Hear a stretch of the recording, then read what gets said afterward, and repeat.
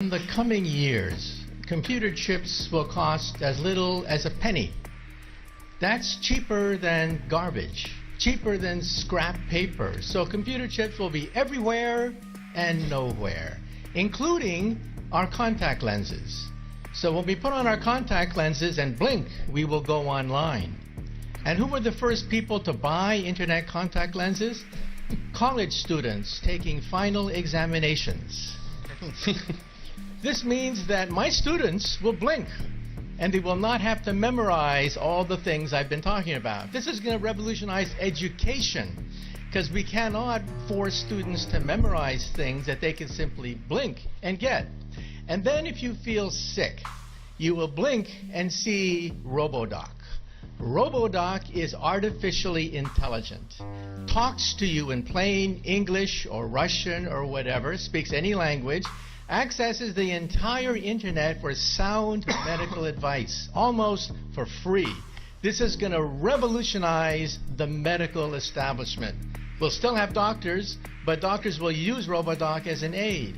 And if you're in a car accident in a foreign country, you don't speak the language, you'll talk to your wristwatch and talk to RoboLawyer. RoboLawyer understands the law in any country, in any language.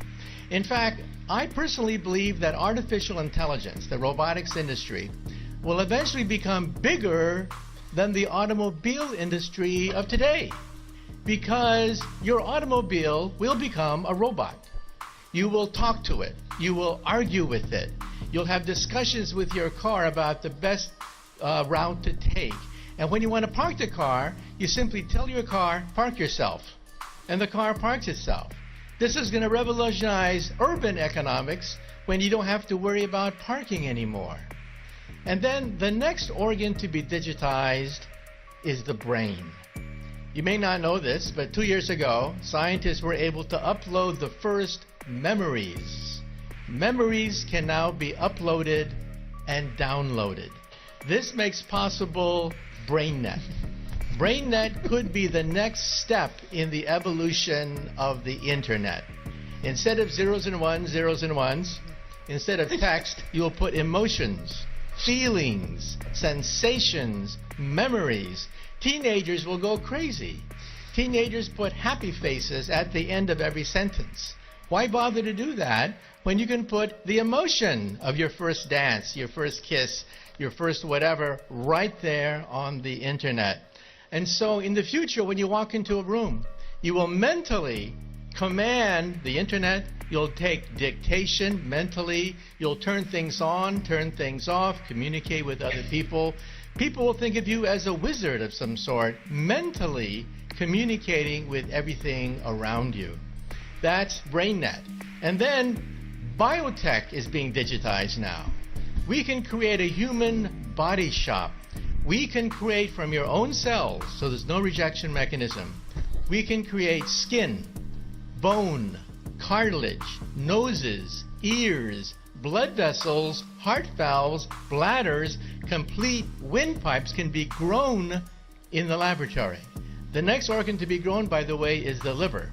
So for all you alcoholics in the audience, take heart. We may be able to grow your next liver.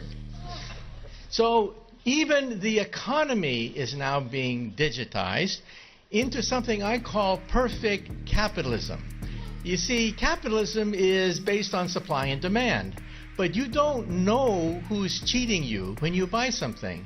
You don't know what the profit margin is. In the future, your contact lens will scan everything in a store, tell you who's cheating you, tell you who has the best product, what is the profit margin on every single thing that you can scan with your contact lens.